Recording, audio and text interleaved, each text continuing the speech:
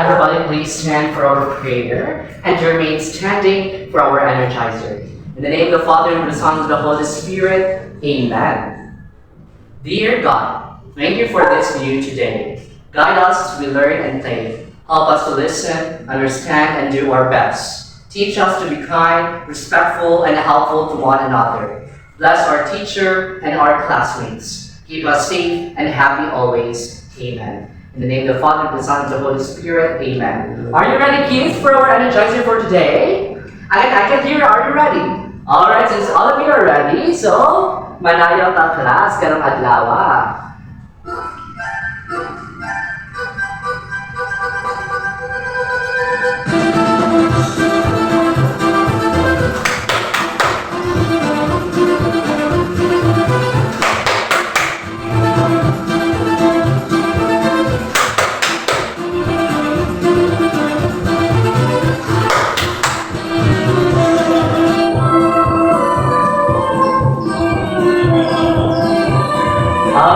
Energize ang mga iyong kalawasan karong adlaw, class? Alright, energize to the eye. So now, good morning, class. Good morning, teacher. Alright, good morning. So, how are you today? We're fine. Alright, it's good to hear that you are fine and good. So, nakapamahal na bang tanan? Yes, teacher. Alright, since nakapamahal na ba mo, so, let me introduce myself first. I am Teacher Christopher Noel P. Gonzalez, but you can call me Teacher Chris. Kinsa na ako? Si? Teacher Chris. Alright, I am Teacher Chris. So I am your teacher for today's class, or in science class. So now, hindi na natin padagayin pa. Let's check your attendance first. If your name is called, just say, Hola, teacher. What would you say? Hola, teacher. Alright, very good. Everyone is present today and we can.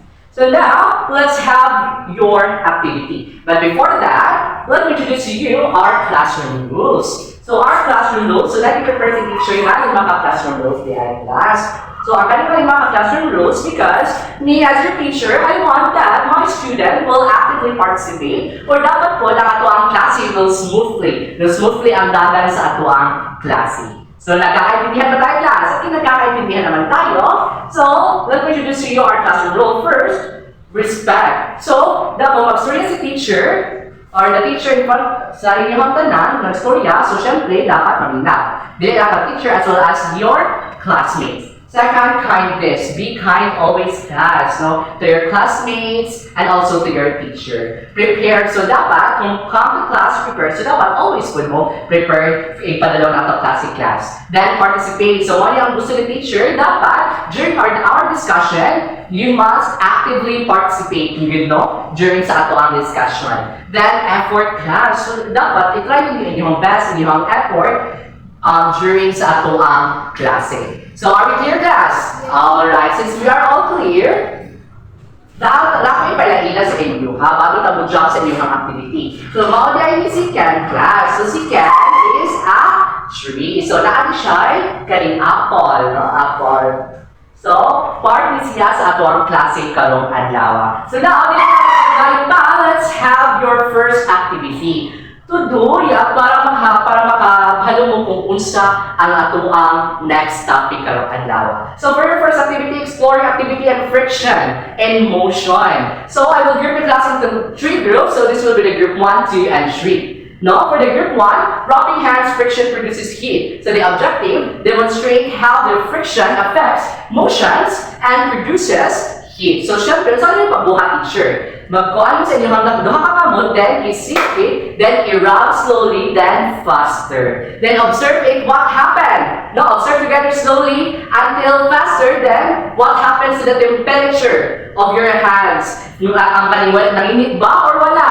O, if nanginit, so you must answer your guide question, which is how does friction affect your hand movement and temperature? Next, we have sliding object. Sliding object friction and surface of the objectives is show how different effects or surfaces affects friction and movement. So saan yung pagbuhat teacher? So naihatag sa teacher ng object, no? So what yung slide yung object on the table. Then after that, place the cloth or paper na ihatag ni teacher on the table and slide the object again. Then, go to the step 3, no? Compare how far the object moves on each surface. So after you are doing your task, so syempre, you will answer the guided questions. On which surface did the object move farther? Then why? Alright. Next, for the group 3, gravity and braking, stopping motion. So syempre, the objectives by the end of this activity, so ang student in the group 3 will demonstrate how gravity and friction work together to stop motion. No? So, sa kanila siya teacher. So, ay yung buhatan class or group 3 na let the object, which is ang object ako, ang ihatag, roll down that inclined surface. Then, use your hand or cardboard na mag-serve niya or magsilbi niya na brake or para mahulog to stop it. Then after that, observe how friction helps slow down and stop the object. Then after you're doing your task group 3, so answer the guide question. How did gravity start the movement and friction stop it? So, I will give you 3 minutes to do your task. So, if makadamog mo ani, so it means time's up. Alright, you may now start the class. Time's up. Alright, very good. So just give yourselves a 3 claps. 1, 2, 3. So now for group 1, what did you observe about how objects? Very good, group 1. For group 2, how did gravity help objects start moving your activity?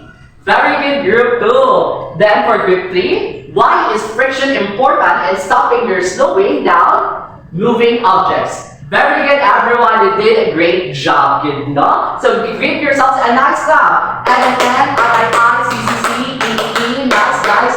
Alright, very good, class. So now, class, do you have any idea what our topic for today is all about? The gravitational and frictional forces, So, wala nga ito ang topic, but before that, we proceed to our proper discussion class. Let me introduce to you our learning objectives. So, by the end of the lesson, the students are able to learn, first, identify gravity and friction as force that affect the motion of object. Second, explain why gravity exists and how it affects objects on Earth. The third, demonstrate how gravity and friction affect the movement of objects through simple activities, rubbing, example, the rubbing hands, using brakes, sliding objects, and so on. Then the fourth, compare the effects of gravity and friction as the movement of objects. Then fifth, predict and justify what would happen to moving objects if friction were absent. Then sixth, create a simple drawing, model or short, then explanation that shows how gravity and friction influence movement in everyday situations such as walking, running, or braking, rather. So now, saan na si gravity class, So ano natin nakimawan mo kung saan na si gravity? So ang gravity daw class, it is a part of a force of attraction that exists between any two masses, any two bodies, any two particles. Si gravity daw, in the force daw, mag-attract siya between a relationship between two objects. It is called a gravity. So, for example, kasi Earth and Moon, so nasa relationship to each other. The two masses and two bodies and two particles, it is called a gravity. So, nasa gravity. So, natin na ay gravity class. Why is there gravity? So, in theory, all mass emits tiny particles called gravitons, very good, which are responsible for gravitational attraction. So when even though scientists class, they believe that there are gravitons, which is gravitons comes from the mass, which is the bigger the mass, so syempre expected, the gravitons is the hukod. So for example, the Earth is 59 septillion ang iyahang mass. So kung 59 septillion iyahang mass is ang iyahang gravitons is 59 septillion gihapon. While the apple is 10, then ang iyang graviton is 10. Ila to ang Earth? Very good, 59 septillion. Ang apple, very good, 10 ra ang iyahang mass or ang iyahang gravity or gravitons. So now, let's proceed to mass versus weight. So what is mass class? So si mass is the amount of matter it contains or object, while the weight is the measure of a force exerted on the object by the gravity. So for example, natin example ang class sa picture na ay box, mo si mass. Dahil nasa ubos kay timbangan, which is mao ni si weight. So, syempre, si timbangan, ang kan si mas, gitong siya ni weight para makahibalo kung pila ang timbang ni mas, para makahibalo kung pila ang timbang ni mas. So, class, for you to find, for your information ng class, no, ang kaning lang si mas daw, ang sunod diba ang matter. So, napuno daw ang katimbangan ni box, class, kanina box, because of the pull of gravity. No? Dili makuha ni weight ang exact kaning weight or timbang sa kanina box of the matter. Kahit kung saan may nga box is matter. Dili makuha ang exact. Pero, mapunan hinuon siya ang iyang katimbang tungkol sa gravity nga nag-pull paubos niya. No? So next, how gravity affects movement of different objects. So first, we have Leonardo da Vinci. Leonardo da Vinci is, nagpuan siya na, kasi tawag niya, niato siya o kaning tower. So si Leonardo da Vinci is kaning experiment na siya class, na siya duha ka object, which is feather and bola. So the experiment niya class, feather and ball, ang ball, the experiment niya, gihulog niya, so paghulog daw niya class, nagdungan daw si feather o si ball. Even though si feather, mas gaan pa ni bola, kay bukat ba ang bola. Pero mao dito nagadungan sila class because without air resistance. Pero kung natin air resistance class is mag-una o naog sa ubos si bola or sa surface si bola compare ni feather. Very good class. So, kung with air resistance class, kinsay maguna si bola. Very good. Kung kaning without air resistance, magdungan na sila. Very good class. So now for the next picture, we have the earth. Na nakikita mo ang tao, nasa takilid, ang tao nasa takilid, dahil ang kaning trees nasa ubos, ang kaning mga cities or buildings nasa sa ubos at patakilid, because it is caused by gravity. So, mauna siya class, kakaroon class, na ano siya, ang kanya pong earth class, no? Ang ato ang earth, nagsilbi ni siya nga, kaning ko ano ato class, nagsilbi ni siya nga, ato ang gipuyan, which is kani. The earth, ang ato ang gipuyan, so circle na siya class, so syempre, kita ang mga tao mabuhi-tari, no? Mabuhi-tari, dahil ang mga butang na naangari, na naay mass, is magpuan siya o gravity, no? Gravity. So, syempre, nga naman wala ka ni lutaw or ngano ang mga cow, ngano ang kani, nang sitaw kani, ang kahoy, ang mga buildings, wala ka ng lutaw. Still, it happen because of the gravity. O dili po nato makita po class na nahiwit ta, because ang dili man kaayo wide ang atoang paglantaw sa atong mga mata. No? So, dili na ito ma-identifyan na sa part na nagbalutan, na sa part gali, na sa part gali, na nahayap na tao or unsaman. No, dili na ito siya ma-identify. So, now we have downhill and uphill. So, si downhill and uphill daw class, kung musag ka daw sa bungtod class, so expected, magkasugat mo sa gravity. No? So, gagawin mo ang gravity. So, syempre, i-push ka niya paubos. Kaya si gravity ba yan? Mupul ba yan mo siya? Mupul ba yan mo siya paubos? No? Mupul ba yan siya mo paubos? Or mupush ba siya mo paubos? Mawala si gravity. So, maglugos ka o ginhawa. No? Kung magsaka ka class. Ikaw lovely, kung musaka ka, maglugos ka ginhawa. Yes, maglugos ka o ginhawa si lovely, no? Kung musaka siya. Pero, kung mukuan ka lovely, kung kanin pa rin paubos, yes, hayahay na sa pamati because nakigdungan man si gravity padulong ubos. No? Padulong ubos. So, hayahay na para sa inyong mga part. So, the third picture is naay barko, which is ang kaning barko nagtutaw siya sa kaning dagat. Then, nasa tinidal. So, si needle ba, mulutaw or dili? Yes, dili siya mulutaw class. Because, di-pull man siya sa gravity. No? Unlike ni barko, nga naman si barko mulutaw. Because na siya surface tension or buoyancy. Which is, ang barko, na ay nakapakuan sa iya nga nakapabutang sa iya sa ubos sa barko nga para ang barko dili mulutaw. Gawas na, ang barko kung mabuslutan, masudan of tubig. So expected, ang barko mo, lubog siya, no? Mulubog siya, dili siya mulutaw. Mauna siya class na, mauna ang surface tension or pinatawag natong mga buoyancy. Next, we have, is magnetism and gravity the same? Same ba sila, class? Dili, very good class. Di sila same. So magnets react to certain metals due to their magnetic field and gravity reacts to all mass. So, ano pa lang yung idaan class, no? Sa ilang meaning, dili sila same. Because si magnet daw class, mag-react na siya or mag-attract na siya through metal rock, no? Metal or magnetic field. While the gravity is mo-attract na siya through or mo-react na siya to all mass. So, syempre, kung unsa ang mga butang or objects na na-mass, expected na nga naa siya gravity. No, parang ka so, di ba? Naingon nga rin sa why is there gravity? Which is the Earth has a 59 centillion mass. So expected, the gravitons or gravity na naa niya is 59 centillion po. At the same time, while the apple is 10 ra. So expected, ang iyang gravity is 10 ra ang iyang gravitons. No? So, narito na si Isaac Newton class. Because Isaac Newton, mo na siya class. Ano naman siya masol si Ken? Which is si Ken, ano nakakoy nga BFF ni Isaac Newton.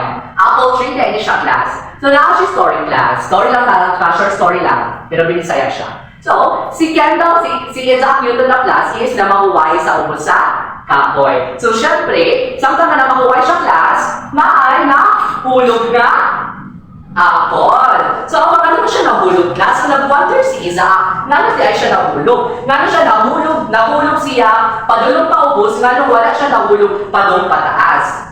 So, ang inabisulod ang concepts na gravity. So, that's why Isaac Newton is naka-discover sa gravity. So, ang iyang mathematical formula and the newtons, we have 1 Newton is equivalent to 9.8 meter per second. No? So, na ang iyang, that's why, na Newton ang iyang gipangalan sa mga scientists because si Sir Isaac Newton ang naka-discover. So, next class, we have what does it mean to friction and how friction affects movement of different objects. So, kung may ng friction class, it is a resistance to motion of one object relative to one another. So, si friction daw class, mag-produce siya of heat. For example, ito inyong gibuhat. Nagkuhan mo to siya, nag-produce siya of heat through rubbing. Kung malakuan mo class, ang kahoy, ito niya sa ibabaw sa stone or bato. So, nag-produce siya of heat. So, nag-create siya of gayo. No? Siyempre, when friction, when you rub your hand, you produce friction. Then, ang brake sa daw class, ang brake para mumunong ang mga sakinan, nag-produce po na siya of friction.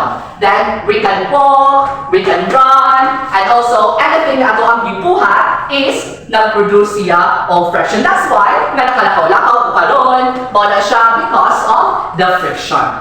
No? So next, we have, first, if there is no friction, a motion will move perpetually.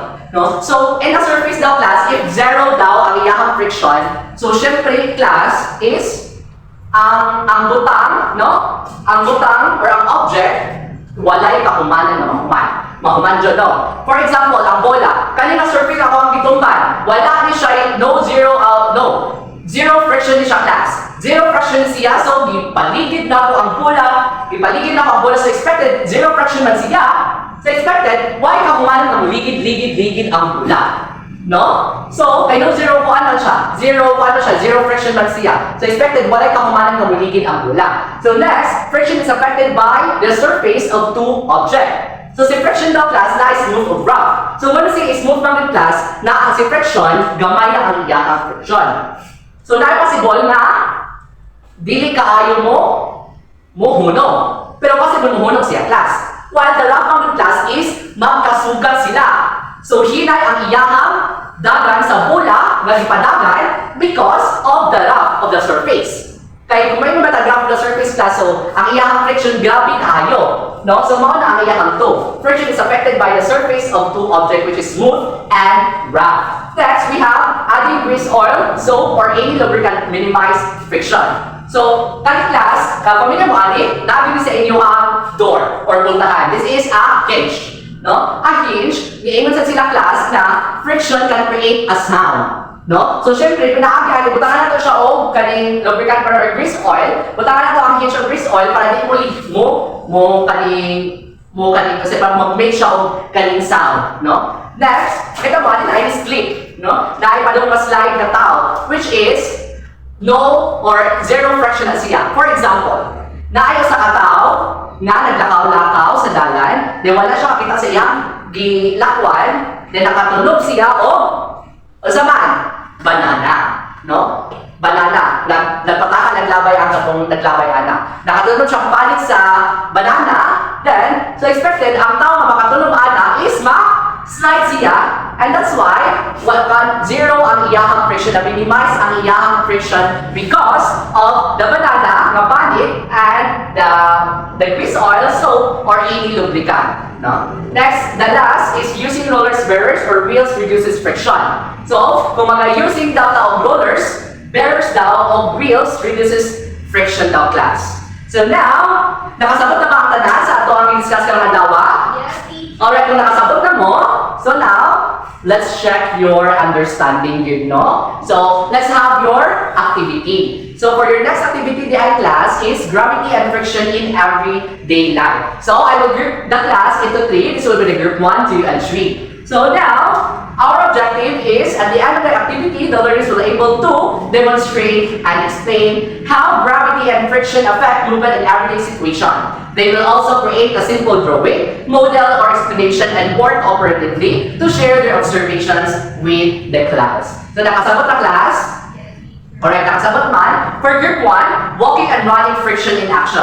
So, saan din siya picture? So, ang inyong buhatan is, pag-draw mo a person na naglakaw, at the same time na nagdagan, no? Magpili na mga naglakaw ba or nagdagan. Then, show how friction between the shoes and the ground prevent slipping. Now then, write 1 to 2 sentences, explain how friction helps movement. Then after you do your task, so syempre, after guide question class, how would walking or running be different if there was no friction?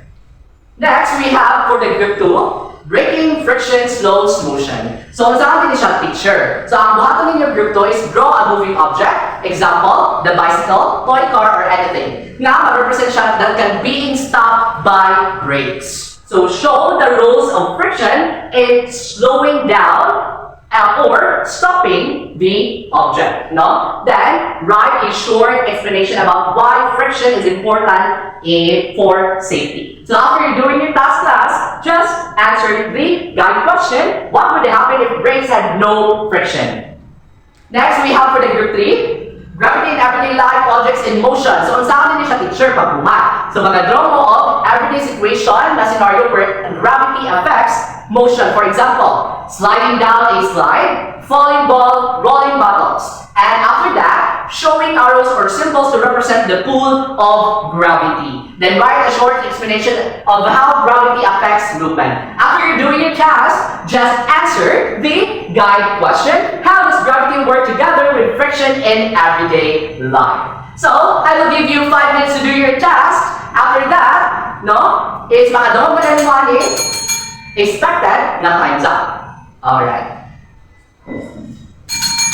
Alright, time's up. Very good. Group 1, Group 2, Group 3. So give yourself a 3 class. 1, 2, 3. Alright. For your assessment class, get 1 more sheet of paper. Gravity and friction multiple choice, 10 item. So I will give you 2 minutes. Time's up. Alright. So first, what is gravity? No? Gravity is a force that pulls objects towards each other. Second, which statement best describes the amount of matter in an object? Alright, kinsay naka-perfect class? Alright, very good. So, tanan dyan naka-perfect. So now, for your assignment class, exploring gravity and friction at home. So get your assignment notebook. Please go and what is your class. So, the performance task at home, find 2 different surfaces, 1 smooth and 1 rough. Slide a small object, 1 on each surface, then answer the guide question. Which surface allowed the object to slide further, and what force caused the object to slow down or stop? Then after that, answer the reflection. I learned that gravity and friction are important because the blank. So for the concluding part, please read, what goes up must come down. Gravity governs the motion of all objects by Isaac Newton. So that concludes for my part class, for today's class. See you around class. Goodbye and thank you, teacher, please. Alright, thank you class.